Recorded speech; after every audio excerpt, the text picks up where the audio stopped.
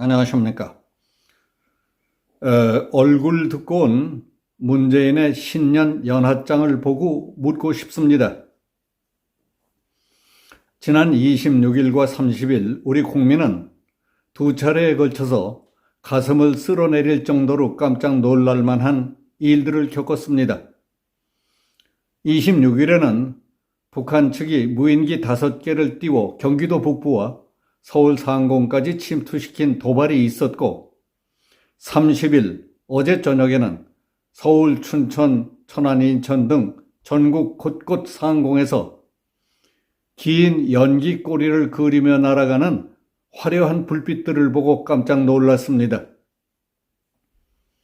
북한의 무인기 도발 사건과 관련해 윤석열 대통령은 도저히 용납할 수 없는 사건이다.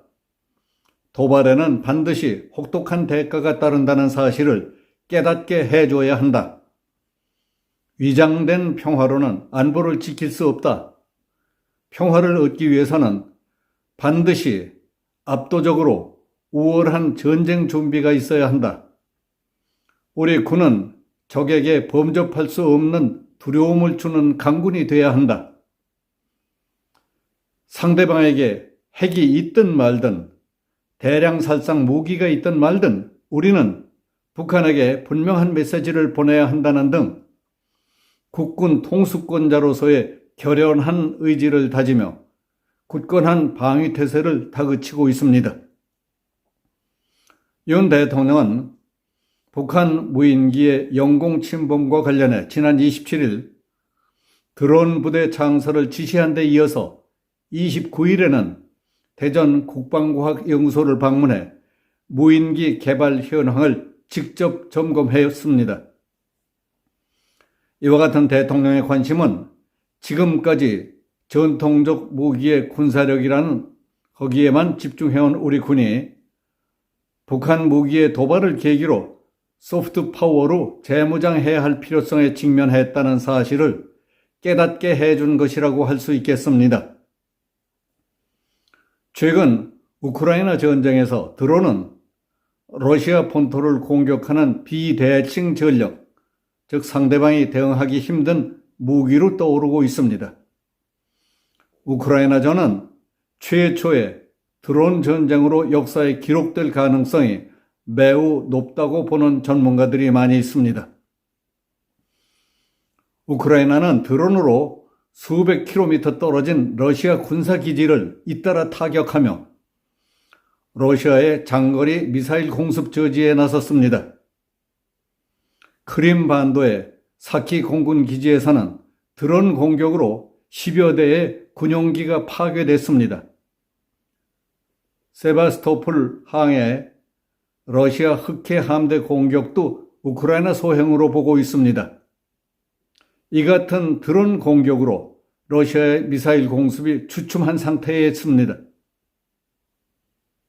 북한은 올 들어서 대륙간 탄도미사일 ICBM을 포함해 모두 30여 차례에 걸쳐 60여 발의 탄도미사일을 발사하는 등 전례 없이 높은 빈도의 무력 도발을 벌여왔습니다. 전투기와 폭격기를 동원한 공중 무력 시위와 9.19 남북 군사합의로 군사행동을 중단하기로 했던 해상 완충 구역을 겨냥한 포격에 나서기도 했습니다. 전문가들은 북한이 이번 무인기 도발을 기점으로 기동성이 떨어지는 겨울철을 맞아 핵과 미사일 같은 고강도 도발 외에도 이른바 회색지대 전략으로 도발을 다양화할 것이라는 전망을 내놓고 있습니다.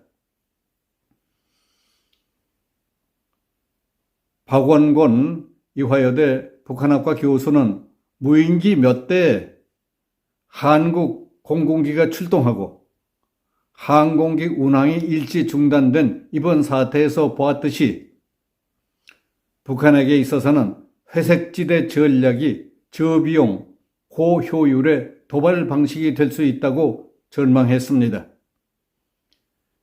김형석 전 통일부 차관은 북한이 한국의 방어망을 무력화시킬 수 있는 능력을 과시하며 위협하겠다는 것으로 직접적이고 물리적인 타격보다는 한국의 사회 혼란을 노린 측면이 강하다고 진단했습니다.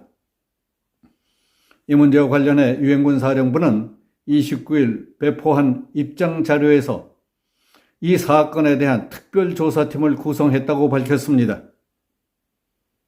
한국군은 북한 무인기 도발 상황을 상정해 29일 합동 방공 훈련을 실시했습니다. 북한의 무인기 도발에 대한 국민적 우려와 불안 속에 안보 국방에 대한 윤석열 대통령의 결연한 의지 표명과 그에 따른 우리 군의 대응 태세 확립, 그리고 미국과 유엔의 적극적인 협조가 이루어지고 있는 것입니다. 그런 가운데 12월 30일 어제 저녁 서울, 인천, 경기 등 전국 곳곳에서 오색 빛깔을 띤 비행운이 보인다는 신고가 언론사와 경찰 등에 쏟아져 들어왔습니다. 그러자 국방부는 저녁 6시 45분 고체 연료 우주 발사체 시험 사실을 공개했습니다. 고도 450km까지 올린 이번 시험은 지난 3월 30일 비행 시험의 후속 시험으로서 초소형 위성을 지구 저궤도에 올릴 수 있는 것입니다. 그리고 국방부 발표에 앞서서 전국 곳곳 저녁 하늘에 여러 가지 비행운이 떴던 것은 비밀로 추진해왔던 시험이기 때문에 부득이 시험 발사 후 공식 발표를 한 것으로 밝혀졌습니다. 많은 사람들이 순간에 깜짝 놀라기는 했지만 매우 희망적인 해프닝이었던 것이었습니다. 바로 그런 순간에 문재인은 얼마 전 개 달력 장사를 했다가 망신만 당했듯이 이번에는 몽유병 환자 같은 일을 저질렀습니다. 그 내용은 다음과 같습니다. 경제는 어렵고 민생은 고단하고 안보는 불안하다.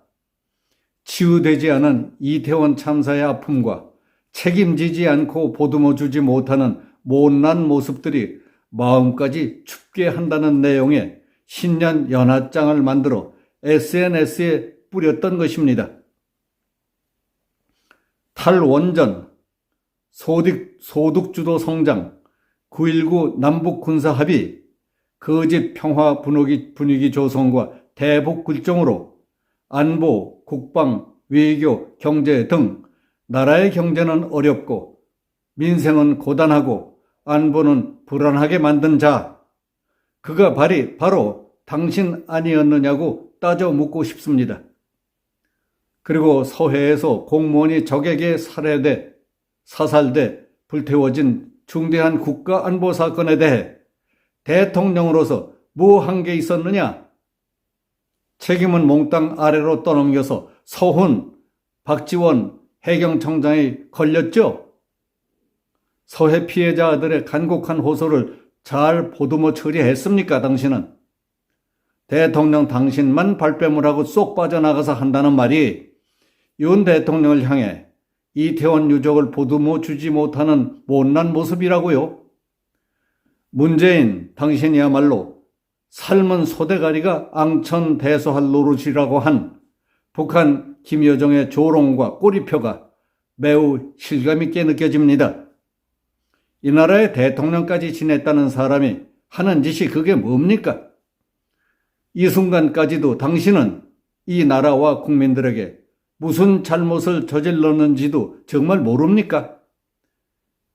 지금 나서야 할 때인지 모르는 척하고 있는 게 나은지도 모르는 것 같은 어리석은 당신이야말로 우리를 얼마나 슬프게 하는지 정말 모르느냐고 미치도록 묻고 싶습니다. 여기서 마치겠습니다. 감사합니다.